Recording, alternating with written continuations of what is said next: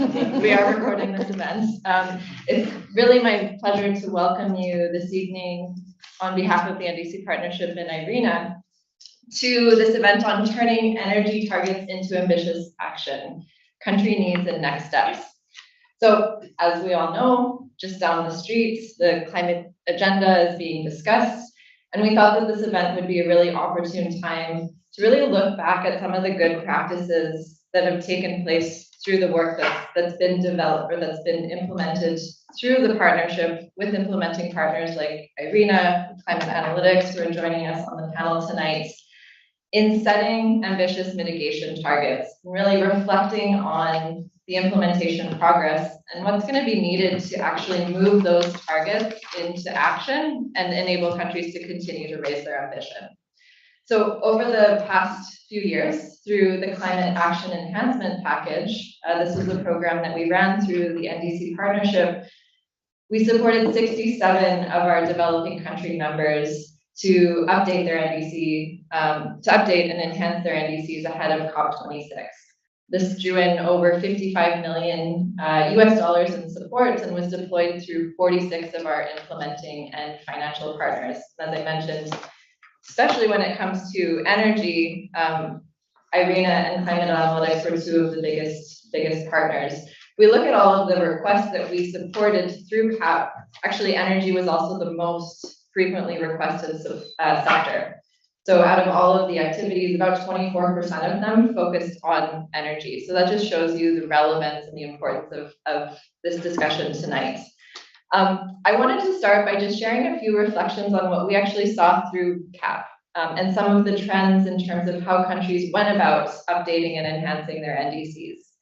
So at the end of 2021, we looked at those NDCs that had been submitted to date, and we drew out some really promising trends around enhancement.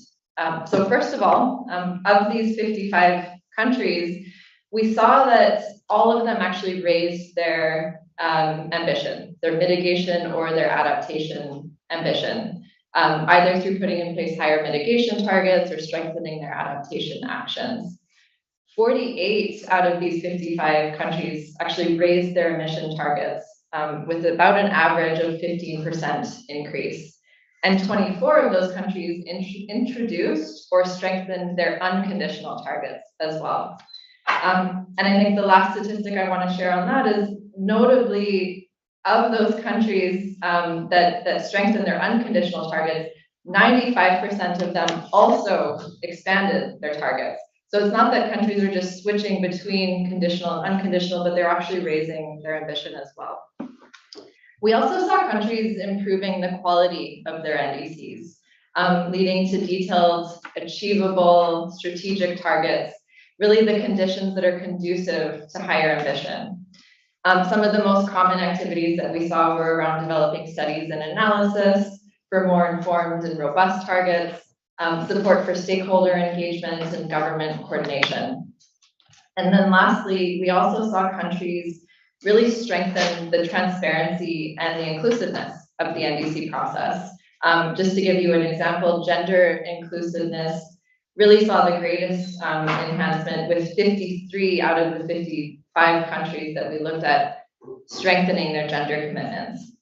So we're going to hear this evening from a few of our country members, a few of our implementing partners on some of the support that they've been providing.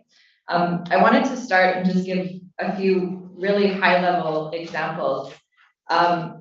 Hopefully, our colleague from the Gambia will be able to join us. But this is one example where IRENA provided some really critical technical analysis around the cost effectiveness of renewable energy technology options to support the update of Gambia's NDC. This looked at 8 mitigation measures on the demand and supply side of the power sector, where they were evaluated, costed, and then ultimately included in the updated NDC. And this is also a really great example where the support drew in other implementing partners as well through the partnership. So UNDP and ICLEI were providing support in the Gambia as well. One of the examples I wanted to highlight from Climate Analytics is the support that took place in Burkina Faso. So completing the nation's first cost-benefit analysis to assess climate mitigation and adaptation options, and inclusion of energy and of follow sectors. So something that really supported the decision-making process for implementation of the NDC as well. So we're going to hear more on some of these examples this evening from our panelists, and really reflecting on not just some of the successes, but how countries have laid the groundwork to now implement those actions and turn those ambitions into the actions that will matter. This event is really going to look at showcasing these best practices and really look ahead to the support and the finance needs and how we can take this agenda forward together. So with that, I want to thank you again for joining us at this event. Those of you in person, it's really lovely to be able to connect, and also acknowledging that we have some colleagues joining us online as well. So really looking forward to this discussion, and I'll turn it over to my colleague, Elizabeth Press, who's going to moderate this evening's discussion. Thank you very much, Amanda.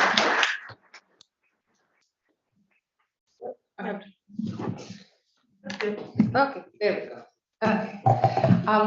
Thank you very much, Amanda, and let me welcome you formally to this new building of Arenas. So we have moved here actually 2 years ago, when it was March 2020, and if you can think back, you will remember what this coincides with. So we have not used this building very much, so we're very delightful. This is the second event that we have. And we are so happy to do this with the NDC partnership. We have worked very closely over the past few years, and we're very grateful for our close partnership and cooperation, because we have seen a real progress and a real movement. NDC partnership is very much aligned with the way that ARENA works. We do work closely with countries to understand what they want and to help them implement their strategies. And this is the manner in which NDC partnership works. So we found quite a symbiotic relationship in this context. So I will not occupy too much space, because first of all, I'm gonna try to make this conversation quite dynamic, and to do two things. One, to look a little bit back to see where we're coming from, and what are some of the experiences that worked, and anything that we can recognize, not to repeat anymore, but also to focus a little bit on the way forward. And I don't know how many of you sat in the global stocktake discussions in the last few days. And I think we're sorely needing some of the very practical hands-on input into that process. So I'm hoping that, through our discussions tonight and then coming days and weeks and months, we're going to be able to actually provide some really concrete input into that process as well, to make it as successful as possible. So we have, I will not go introducing the panel one by one. As I call them to provide input, I will give you a few words about them. So I will start with Deborah. And you see their last names in the program and everywhere else. I've decided I'm going to do first names because it's faster and it's more personal. So Deborah is a MRV manager in the Climate Change and Development Authority of Papua New Guinea. And I mean, you understand what her job is here. There's a room full of climate people, so you've got to understand what she needs to do. And prior to her managerial role in this area, she was actually the authority's focal point for the APEC Emergency Preparedness Working Group. So your job is very exciting. I can see that. So Deborah, can you share with us a little bit your perspective on how it actually worked for Papua New Guinea and your preparations of the NDC? Thanks, Elizabeth, and Amanda as well. Good afternoon, colleagues. So I think I missed a part where I'm connected to the NDC. So I'm currently the NDC coordinator, country coordinator for Papua New Guinea. So for us, our experiences, I mean, and that basically, I guess for all of us in terms of when we wanted to do the implementation of the enhanced NDC and designing the enhanced NDC itself, when we caught up with the COVID situation. So it was a bit of a struggle in terms of having the stakeholders involved, but I guess the approach that we took was very productive. and effective in a way that we started off with ensuring that we have established a sub-technical working group. So the sub-technical working group, we identified the key stakeholders that were identified to be involved in terms of the two areas that we recognize that we will be contributing under the mitigation targets, which is energy, of course, and the agro sector. So these stakeholders coordination kind of leverage us to ensure that we get what is needed, and the support that we've been receiving as well in terms of the technical support was extremely extraordinary, I'd say, with the challenges of COVID, but it worked. And as we set the target to submit by December 2020, we met the target, and that's basically what approach that we've taken in terms of the establishment of the stakeholders. That coordination is very, very important in the country. Yeah, thank you, Deborah. And when we go to the second round, going to looking ahead, I would really like to hear a little bit more about your point on that was difficult to engage stakeholders, and maybe to share with us what you did, and going forward, how do you see this not being another obstacle in the next phase, and maybe share some experiences with colleagues in the room. Let me turn to Frances. She's the director of the New York office of implementation specialist of climate analytics. And Frances, you work both in the mitigation adaptation strategies, and you have experience both from the UN and also the regional Caribbean and global experience. So can you share with us some of the lessons learned from the work to date?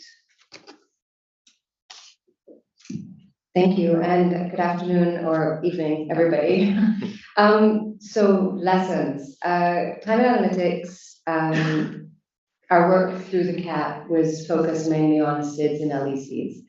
And SIDS and LECs within the Paris Agreement have some special circumstances. They don't necessarily need to submit a full economy-wide target like others. However, a lot of them are really trying to kind of aim towards that space. And we supported countries from Nepal to Burkina Faso, Antigua, Barbuda, Grenada, St. Lucia, Benin, and I think those are all. I would say lessons as we look back in that, I think that one, stakeholder engagement was so critical in supporting countries that have very limited capacity to implement access to resources, especially concessional financing. So stakeholder engagement was a really key piece, in doing that in the context of the pandemic was even more difficult. So I really commend the countries, especially that we work with, that put in the effort to have a multitude of different layers of stakeholder engagement. I would say, looking back, the other piece that was quite challenging, especially given that we were all working remotely, was collection of data to make really informed decisions, to understand what the sectors were doing, especially as it relates to transport. That was a challenging one, I would say.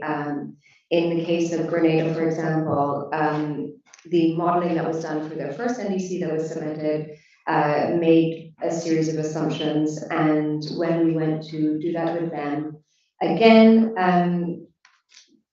those assumptions have not anticipated the number of second-hand vehicles flowing into the region.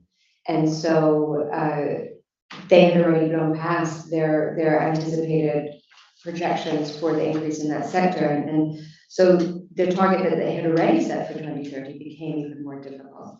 And so looking at those challenges, those real challenges, is quite a difficult decision as they consider increasing a target. And so I think that one of the pieces that I think maybe looking backwards was potentially missing, or a piece that we can strengthen going forward, is involving people who have the real technical knowledge around the grid, those types of things, to understand how that integration looks going forward, and how those real technical hurdles can be overcome to increase ambition and to leverage more implementation on the ground, and also to inform the kind of projects. I think the last thing that I would say on this piece is one of the successes that we saw is not just updating the target, but also then supporting the development of implementation strategies and financing strategies. Costing. A lot of NDCs that were submitted to UNFCCC were not costed in their entirety. They have one big number, but not key pieces, not activities defined or even a programmatic approach to achieving that. And so I think costing was a key piece that is important going forward. Yeah, thank you very much. And I think we all understand quite well that the granularity will be so important going forward, starting from what you're talking about, the costing and finance, but also the policy frameworks and the rest of it that needs to be a lot more detailed as we go forward. Let me bring in Jairo, who is actually NDC Partnership Economic Advisor in, sorry, I'm just gonna forget now.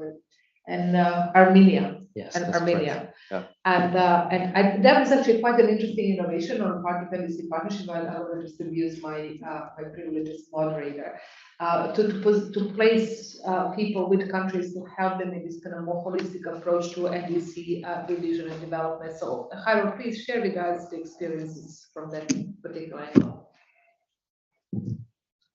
Sure.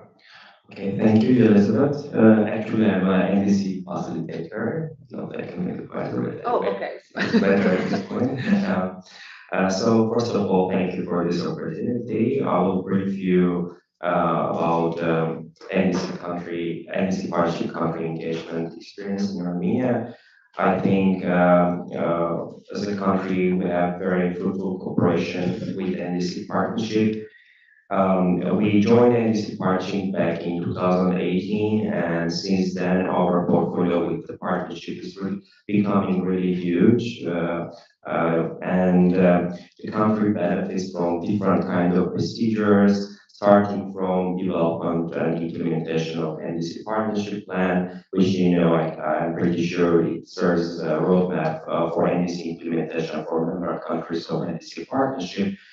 Also, our country engagement with NDC partnership includes climate action and package project, which was really a success story, not only for Armenia but other rest of member developing countries.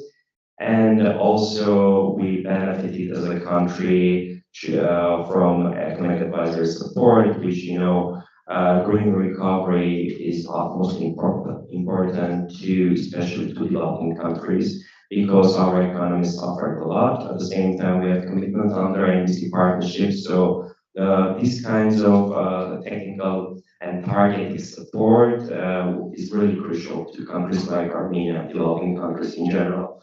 As I mentioned, our cooperation with NDC partnership started in 2018.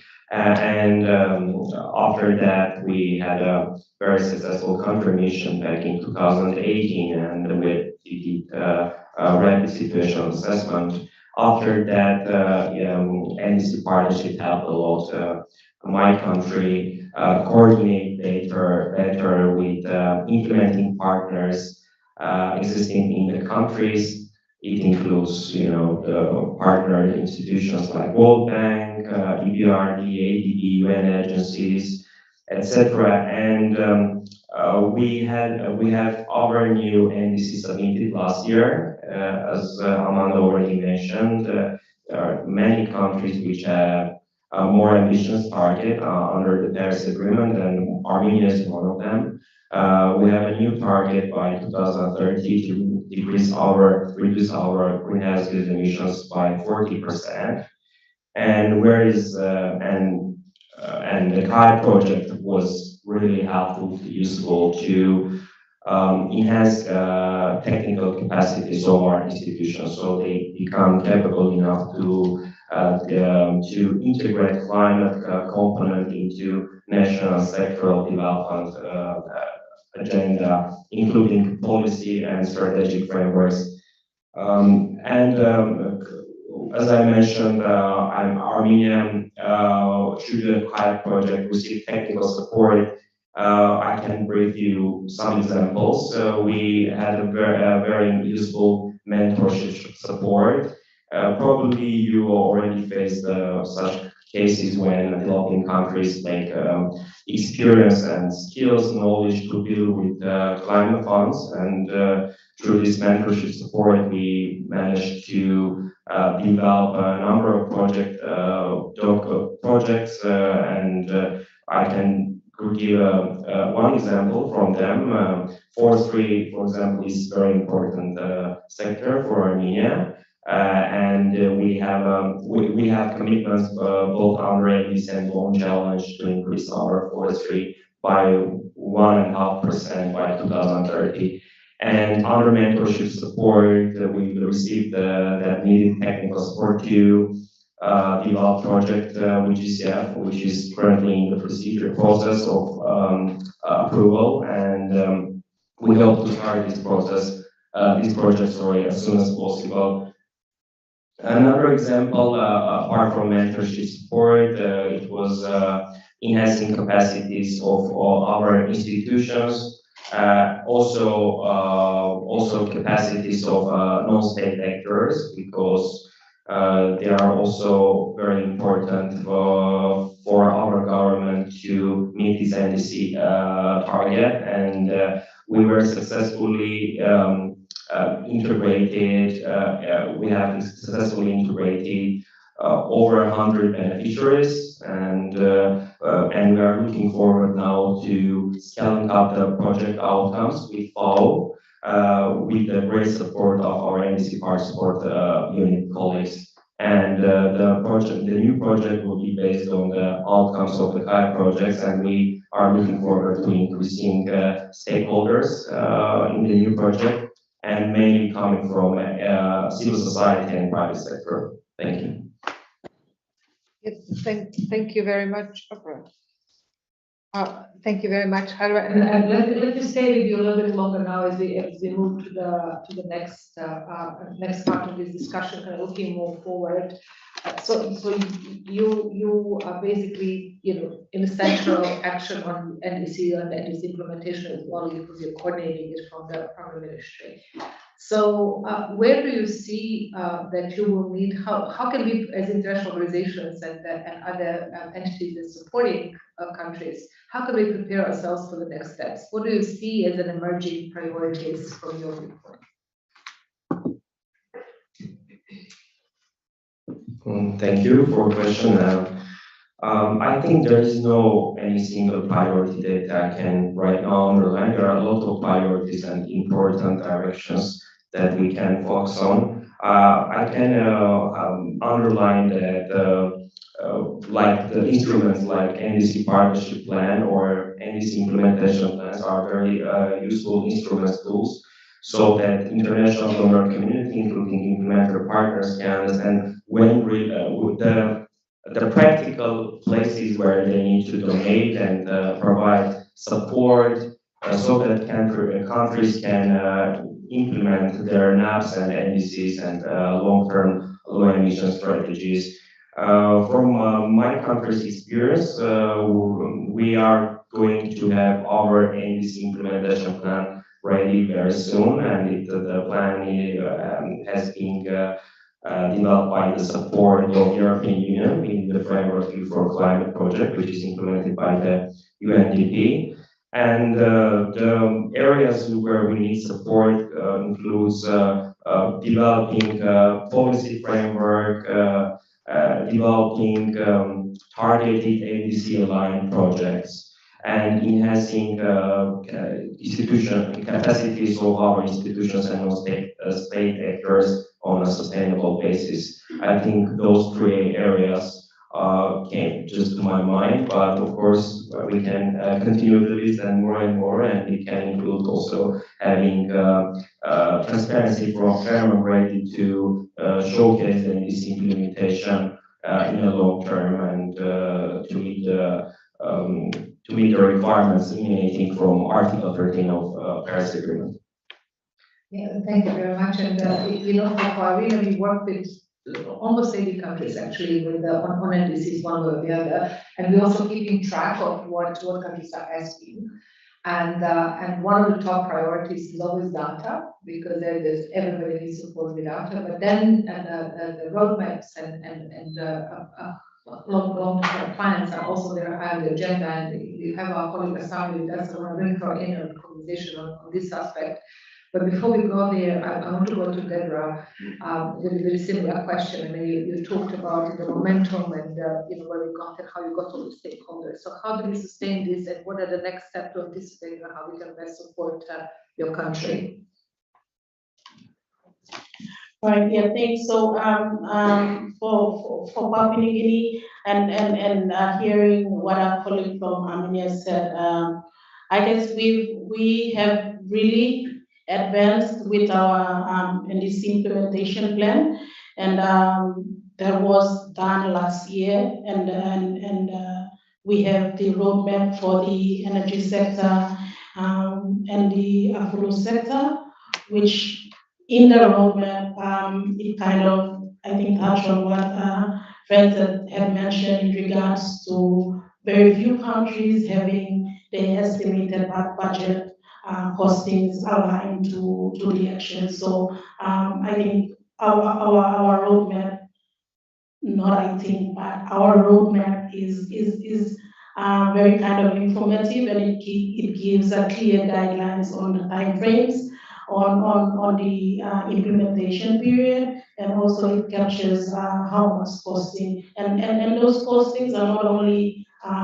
identified at the policy level, but these are practical people that we get them, and they're part of our stakeholders who are actually involved in the grid especially. So our roadmap for the energy sector is very focused on electricity, and it's on phasing out of the diesel in 16 of our provinces that we've identified who are currently using diesel in their power plant at the moment. So we are very focused in that area because of the higher vision for the government, which PNG has committed to ensuring that from 15% we have to have sale of renewables to 78% by 2030, and that's a big step for us.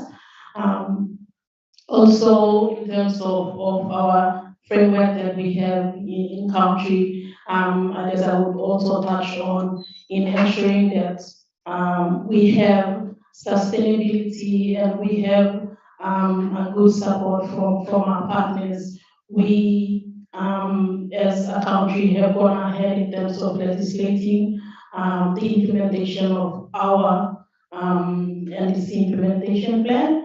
And we have done a regulation actually in terms of capturing the MRV for the implementation of the NDC itself. So it's gazetted, and it's by law that all the sectors that we've identified are obliged to ensure they meet the required target, and they provide us with the necessary data that we request from them. And that's amazing. That's something that we're proud to do. And I guess for some countries, it's not mandatory, but given our national circumstances, these are things that we've identified that we have to ensure that in order for us to have that kind of leverage to seek support, we have to ensure those legislative frameworks are in place, and we have really gone ahead with the support from partners to ensure that we have those frameworks in place, and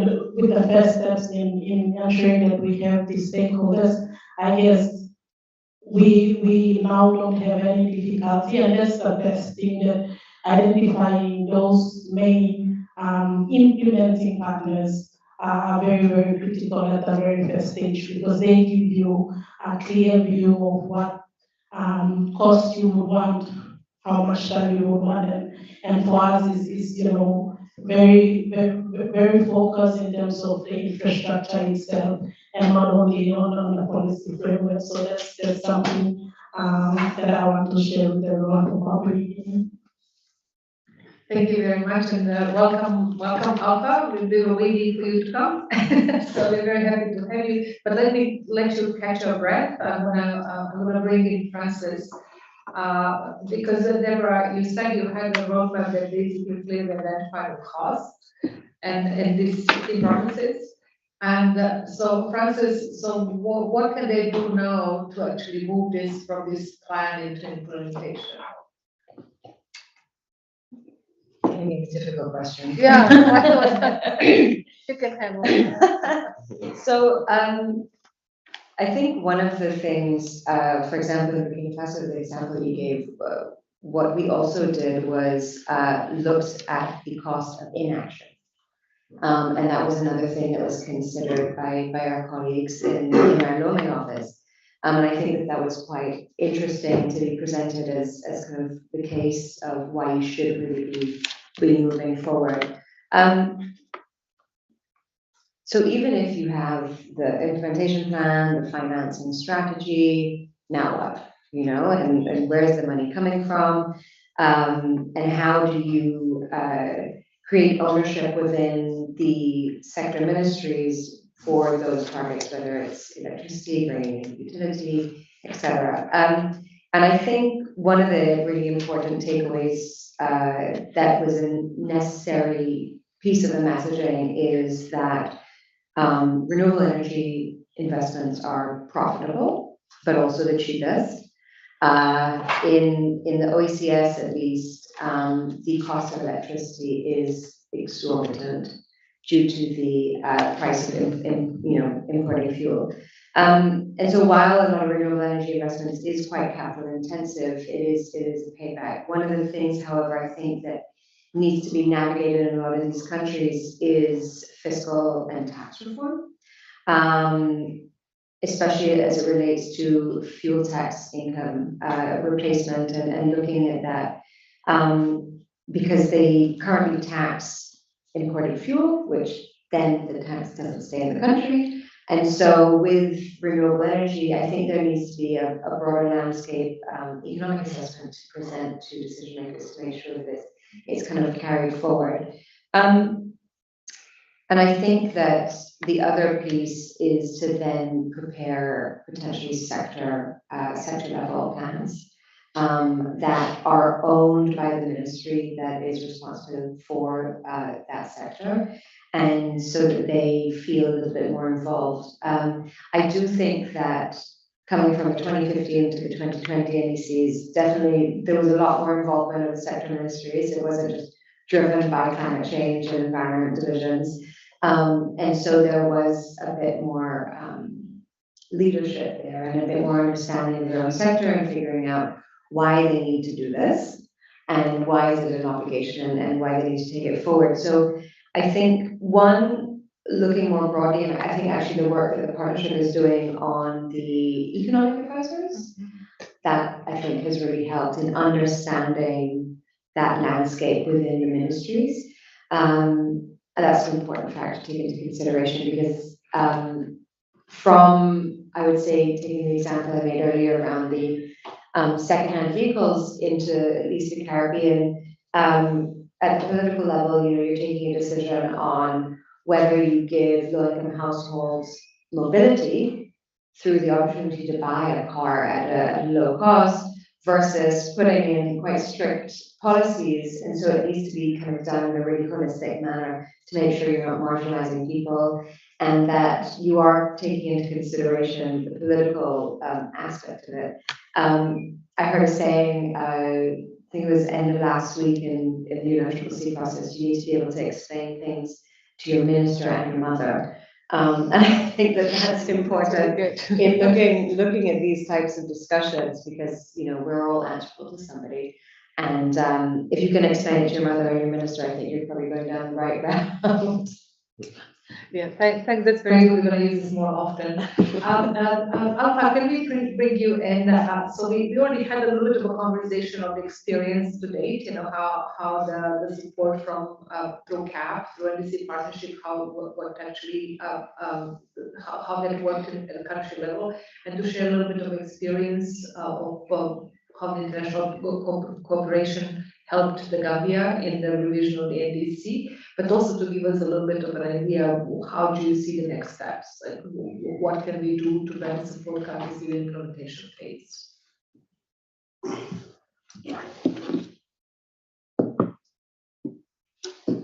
Thank you, Elizabeth. Thank you, Elizabeth, and good afternoon, colleagues. I'm sorry to be a bit late. I was told by our negotiation session on one of the items that I'm the coordinator for the LDCs. So coming back to your question, how what's our experience with helping the country in its effort towards developing our NDC? I think my experience is first, I got a request from the NDC policy through CAIP, and it was about in early 2019, I could maybe remember around that time. And I was requested to submit a request for formulation of our NDC. And I was informed that the NDC partners, they don't have fund, but based on the request, they can work with their partners to see whether they can secure funding. I submitted the request just before the deadline. And after that, I got a positive response from the NDC partner that we have received your request. We'll see how it will share your request with our funding agency. Then precisely after that, UNDP also came that they have been contacted by NDC partnership to see whether they can include Gambia in their promise project. I completed another application for the UNDP, so it was two. But after that, in Madrid, that was in Madrid, and after Madrid, we worked on that proposal, and it was finalized and approved about $123,000. The other aspect of CAIP is linking us with other partners like Arena and also ICRI. So they contributed tremendously to the development of our NDC. Arena was focusing on the power sector, and it included trying to assess the mitigation options that or measures that we can identify in the power sector, and I think I can remember it will be 8. And ICRI, Sustainable Cities, they conducted an assessment of what was wrong in the first NDC and what are the gaps. So they contracted a lot of consultants who did that, and they came with the report and also conducted a cost-benefit analysis on all the mitigation measures that were identified for the NDC. So I think those two organizations, they contributed a lot to the successful development of our NDC. With NDC partnership and CAIP, I think the experience is that we learned a lot from them, and they contributed immensely and tremendously to supporting our NDC. And it doesn't end there. Currently, we are working with NDC partnership, and they have contracted a consultant through another organization, I think I forgot the name of the organization, to update our 5-year plan in the NDC with updated indicators and also baseline and maybe revise the cost, so that we can now say that we have an updated NDC document, an updated NDC plan with revised costing and baseline, and this is what we need from here up to 2026, and this is how much it costs, and whoever can support, please, we want to support. So I think with kind of NDC partnership, that is tremendous. So that's my experience with you that I can share with all of you. Thank you. Thank you very much. It was very interesting and lessons learned. We should streamline the forms amongst ourselves, so we don't have to fill out too many forms. Yeah. I want to bring Sami, my colleague Sami, into the conversation now. If anybody has a question as well, I think we should also engage the audience because we have a very interesting panelists here and diverse experience. But Asami she leads our program our work on planning, the long-term planning in particular. And she's worked with hundreds of countries and has a very extensive experience. And Asami, as we progress with the implementation of NDCs, how do you see that we can actually have some alignment within the NDC and implementation of NDCs with the long-term plans and strategies? Thank you, Elizabeth. Hello, everyone. As Elizabeth said, I'm leading the energy planning support team, and we are a bunch of energy modelers. So I'm coming a little bit from different background. My team has been supporting building and strengthening institutional planning capacity within the government. When I talk about institutional planning capacity, I'm more specifically talk about quantitative forward-looking analysis, which is basically scenario-based analysis, which some countries use models, some countries do not, but these are the areas that I'm supporting.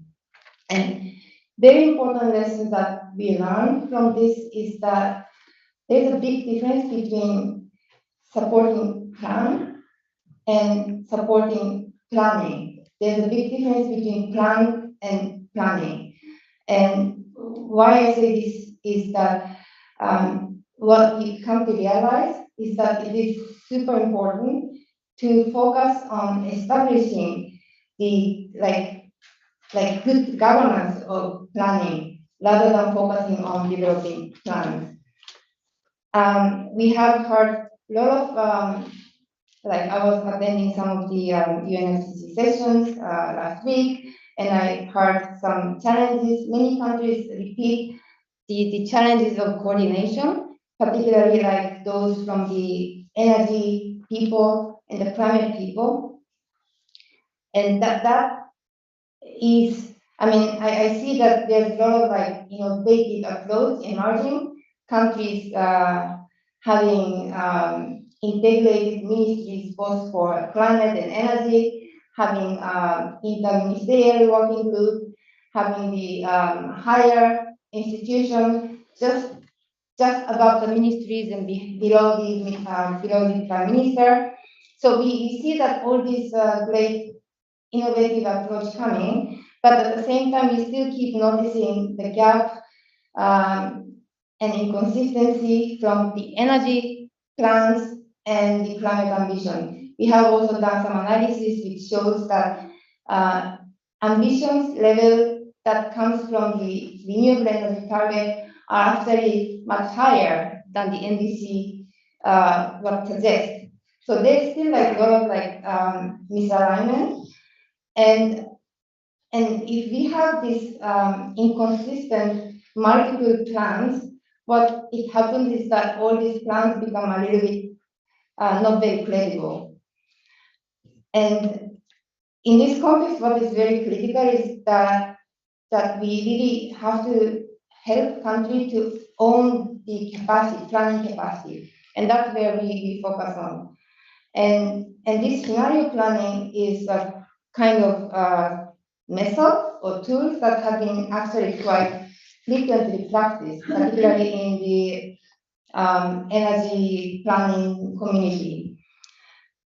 And it's so when IRENA support countries with energy planning, we focus on not just providing training to individual staff, but we actually focus on training the working team in support of establishing the good planning institutions.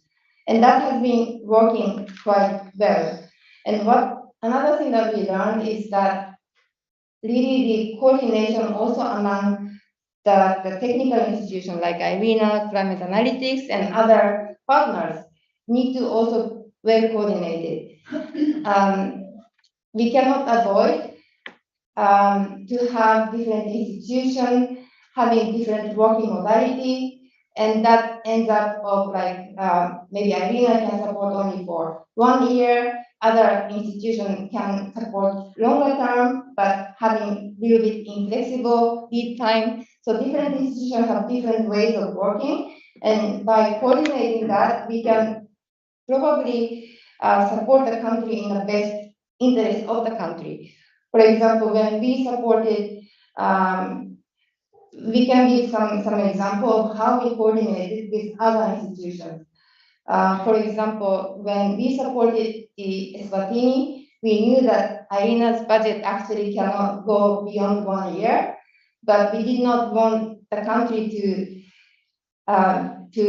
face that after 1 year they cannot access to our service. So before we started, we coordinated with the Atomic Energy Agency where they actually can provide longer term service, but they cannot move very quickly. So by putting our effort together, we were able to support much longer term. And I think I can also give another example, but I'm not gonna talk, but we have been coordinating quite well with other organizations. Like IRENA has been signatory of the Roundtable Initiative on Strategic Energy Planning, where different like technical institutions like IRENA, the World Bank, UN ESCAP, GIZ, we all coordinate and we share our information, like which countries are requesting what, particularly on the energy planning, and that has been quite working quite well. Let me stop here. Yeah, thank you very much, Asami, and really 2 important points. One is the misalignment between NDCs and real life. Just to give a very specific example, we looked at the renewable energy targets, and so about 180 countries actually have quantified targets in their energy strategies. Only 104 have quantified strategies in their NDCs, and we see misalignment in 178 parties who submitted their NDCs that basically not aligned with what's in their national plans. Either more vision or less vision, it doesn't really matter, there's a misalignment. So I think that's really, I think it's a little bit better in this round than before, but I think this is really an area that we need to bring this like real life applicability to NDCs because that is so important for the implementation side of it. And the second part is the coordination amongst us as international partners. And I think we really improved with the NDC partnership because it is an open platform, an inclusive platform, and the way that the modality of working is actually blending itself for better coordination. But still, there is work to be done in alignment of our own ways of supporting countries. And so I want to open the floor if somebody has a question to any of the panelists. I still have a couple of questions for colleagues, but if anybody has a question, please raise your hand or grab a mic.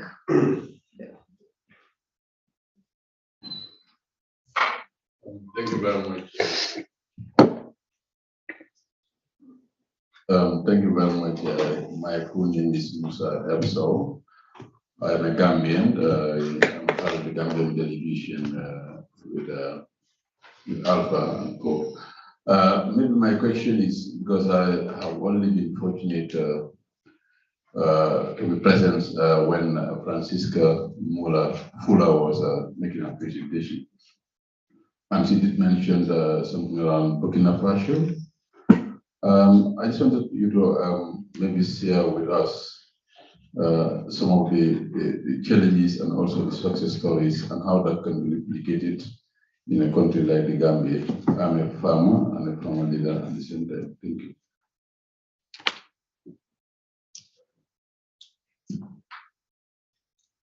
I'm gonna have to probably put you in touch with my colleague who's in the negotiations who supported that work. But I think that one of the things that was a key piece in in having success there is having, it was led by our office in Lomé.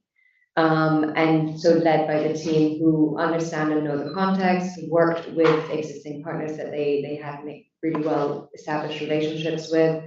And one of the pieces for us, we worked mainly on the implementation planning side and not necessarily on the development of the actual NDC.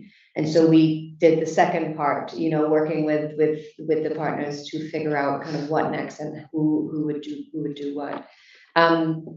So I will put you in touch with my colleague Quasigon, who is the head of our Lomé office, who can most certainly give you those best practices.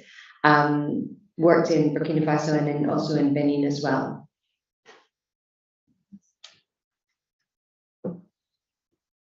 Thank you very much. Thank you. My name is Ida Thomas. I'm the president of an NGO that is called Women by. So I'm here with my colleagues from from Cameroon, Africa, and here in Hugo, we are delegates this week and last week. I'm not sure how it fits into the program or how we could help, because our goal here is to help young ladies, girls, to better negotiate, better communicate, better be visible. And we do offer some workshops in many least developed countries and cities, small islands, developing states. So can you tell us how it fits maybe in your program and how we can empower these new generations, because we really aim at young ones. Thank you. Let me make a couple of comments here, just in my other function as a director in the arena. I think you're doing an incredibly important work, and when we talk about inclusion, it's always spoken about in sort of token terms. I have to say something good of my chest. I was in the roundtable on Saturday on the discussion on the GSP, and the front table was only men. And honestly, it was difficult to listen because you cannot relate, and you cannot. It makes you a little bit angry to think that there is not one qualified woman who can actually sit up front and share that sort of conversation. And from our side, we have at Arena, we have been paying great attention to this. We actually have done significant work in understanding how women actually fit in the renewable energy sector. And what we discovered is that the 32% of women actually working in the renewable sector compared to 22% in the traditional energy. So it's a lot more attractive area. And from the looking to the future and perspective for the future, that one of the biggest barriers that is perceived at this point in time is the qualified workforce. So there are phenomenal opportunities ahead of us, and I would encourage you to actually get back to us at Arena, to actually connect with colleagues who are working both with youth and with gender, to see how we can link with what you're doing and provide you with tools to enter the energy space and encourage more women to work in the sector. But I also invite anybody else who has suggestions of countries or colleagues to comment on this.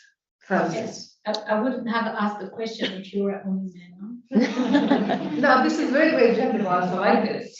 I was in the same room, and most certainly, and actually the one of the CSOs, the youth, mentioned it in her remarks, and I thought, well done for saying it out loud in the room. I think one of the things that we worked on, maybe just a specific case study that I think is going to be more and more in front of people's minds going forward is the just transition of the workforce. And what does that look like going forward? We in Antigua and Barbuda worked to develop the baseline analysis of the transition in electricity and transport. And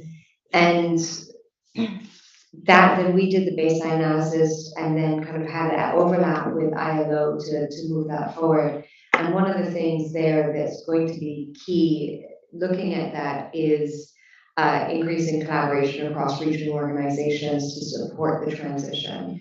In the region, they've been looking at using no, I'm not gonna remember the term, TVET, technical vocational training. And in the Caribbean, they have them at the regional level and sub-regional level. And I think it's really important to kind of do outreach to those types of organizations to make sure that those considerations are embedded up front. Like, because of the considerations as we go forward, traditionally, at least in the Caribbean, there's the people working in the power sector, especially in the heavy fuel oil industry, are typically all men, but that is not the case for the renewable energy future. And so you need to be taking into consideration both the positive and negative impacts of that on the sector, and then the opportunities for reducing youth unemployment and brain drain out of the region, and all of those considerations that need to be taken. So I'm happy that that's something that's on, that's come up and hopefully is considered more and more as we go forward. So we're gonna take one more question. I see ladies hand there, and then I'm just gonna give 2 seconds to our panelists to give the rounding message. And if I can ask each of you to think about what is the one thing that you would like to for all of us to work with you on as we go forward. But let me give the floor to a colleague back there. No, thank you so much for actually raising this point. This was actually also my point. So as many of you know, we have presented yesterday some of the results from our lessons learned study, where we also looked into the NDC update process, into the challenges, and also looked a little bit into recommendations and key activities that can actually be taken up for the next cycle. So for me, it would be really interesting to understand not only what your lessons learned are, but also what are the consequences out of these lessons learned from the last updating cycle. So it goes into the same direction. Thank you. Okay, that's great. So we're just gonna go around the table and get a final round of advice and consultation. Asami, can I start with you? Yes. And Yes, so I think on the way forward, long-term low emission development strategy, LTLEX, is gonna be very important, because now many countries have done this NDC, and now focus has been moved more on the long-term plans. And this is gonna be very challenging. And I think it's, from the energy planning perspective, the long-term plan should precede the shorter-term plan, meaning that logically, LTLEX precedes NDC, but it has not happened in this way. So this, because long-term plans can inform the milestones in the shorter term. So this means that once all the countries, and many countries are going through the LTLEX process, then there will be a lot of reflection on how the NDC has been developed. It's going to be for sure that NDC is not enough or not aligned with the net zero target that many countries need to achieve. So there will be a lot of process of back and forth, and I think it's very critical that maybe to involve scenario practitioners in this process, and how this scenario, it's in the energy planning field, the energy ministries, they actually have been involving energy scenario practitioners, and how they have been sourced this practitioners' expertise. It's very different from different countries. IRENA has been actually managing the network of energy scenario practitioners within the government to exchange the governance of scenario planning practices, and we have collected a lot of information. I put this there. You can get there. You can get the information from there. It's how the scenario practitioners are sourced is very different depending on the countries. Some countries have scenario planning practices within the ministry, or some countries have it in the technical institutions. Some countries have it outsourced. So it's very different, and we have analyzed what are the conditions under which different countries are using scenario practitioners. Sorry, that's a bit long. thank you, Asami. And can I bring Deborah in? Very, very useful discussions that we have across, and I think it gives us as well some kind of leverage that we can look at in terms of going ahead with the implementation in country. Like I mentioned, we have aligned our NDC to our long-term strategy or the Vision 2050 for the government, and it's a 50-year plan. And that's something that we have done in country. And I guess my takeaway for this discussion is two things, and which is priority for us is one is mobilization of funds. And that's the priority for us in PNG now is to ensure that we get the necessary support and financial assistance to ensure that we implement the activities that we've identified in our roadmap. And the other thing is I wanted to as well acknowledge the support that we've been getting from support the NDC partnership, as well as IRNA. And while speaking on IRNA, I guess there's something positive that we can look forward to as well, is which is the Precede instrument of credentials. Now for finally being a member for a member country to IRNA, and it's we deposited it I think last week before.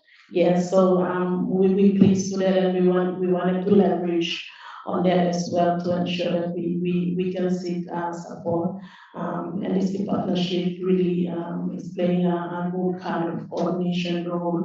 And one thing that I discussed with our team that work with us, Lori here in Germany and Theo in Bangkok, who have been very, very supportive through the process, and that kind of constant coordination supporting us through the process is very, very vital in terms of ensuring that we get the necessary support that we would want to get in terms of implementation. So I think these are the two things that I want to make. Yeah, thank you very much, Deborah, and welcome to Arena. So we now have 168 members, so we're super happy about you joining. Jairo, can I ask you for your reflections? So I totally agree with Sami that a long-term low emission strategy should inform parties to develop and submit their entities. And in case of Armenia, I guess for the rest of the countries, parties as well, long-term strategies and also NDCs are based on the national sectoral development plans, strategies, policy frameworks, and in our case, it includes mitigation sectors like energy sector, transport, forestry, agriculture, waste, industrial processes. But what I could observe so far, the number one challenge for the countries to understand eventually whether NDCs and LEDs should be based on the sector strategies, national development strategies, or vice versa. Per my own opinion, it should be from both sides, and that's why the countries really need the support to do comprehensive policy gap assessment for all sectors which contribute to NDC.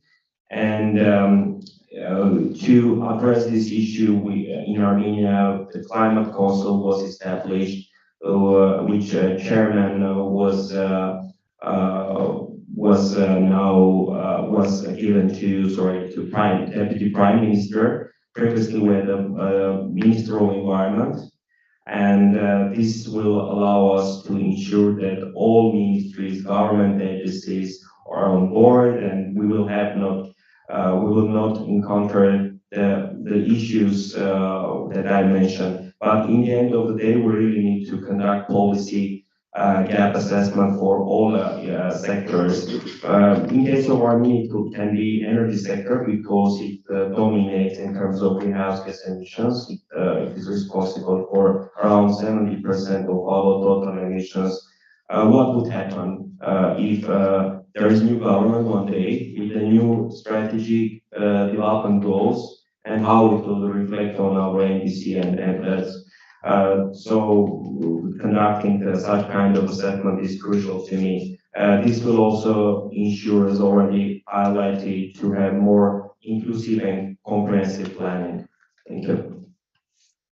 Yeah, thank you very much. You're raising a really critical point, and this was part of the discussion around the just transition as well, because we can no longer look at these sectors in isolation, but actually how they interact with each other, what are the implications of the pathways going forward. Alpha. Thank you. Thank you. I think I'll start from where we started from, because we are a very small country, but I think we are doing more to align our climate change strategies together. First, in 2016, we had the climate change policy, and this policy was formulated in consultation with several sectors, and looking at them, what are the policies on the environment side, agriculture, and also the national development plan at the time. Then in 2017, we had what we call the Low Resilient Climate Development Strategy. Like that, it is mostly on mitigation and adaptation. This document also formed the basis for our pilot program for climate resilient document, where we got the climate investment strategy document with some 11 projects identified and their cost. And these documents being available help us now to develop the NDC, aligning it with all those strategic documents, and also the climate change vision was also built and developed on all those existing documents so that they are all aligned.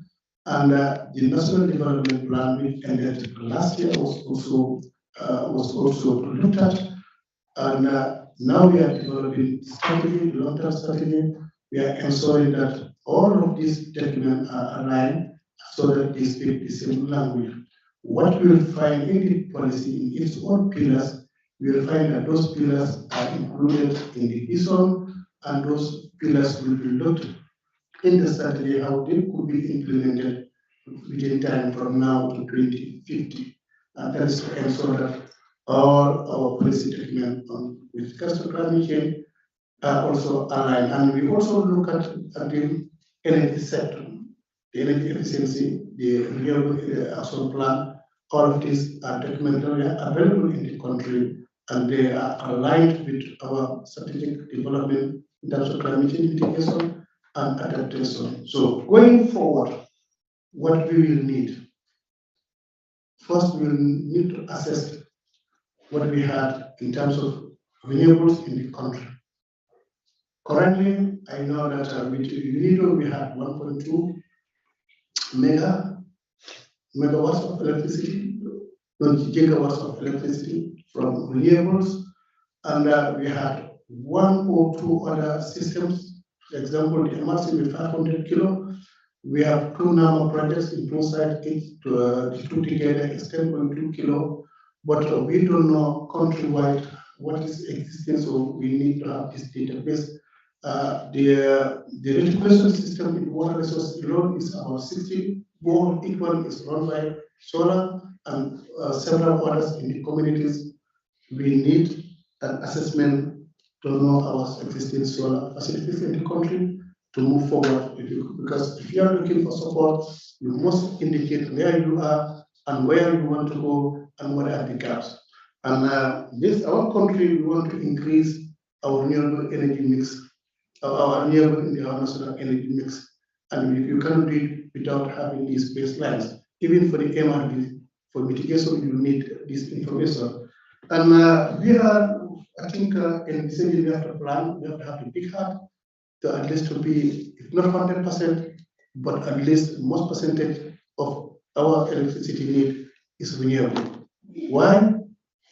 We have this dam from the Gambia River organization that is built over the River Gambia, 2 in Guinea, 1 will be in Senegal, and totally we'll be having about 150 I think, megawatts of electricity. Our current need, peak need is about 85, but as the country is developing, energy electricity need is increasing.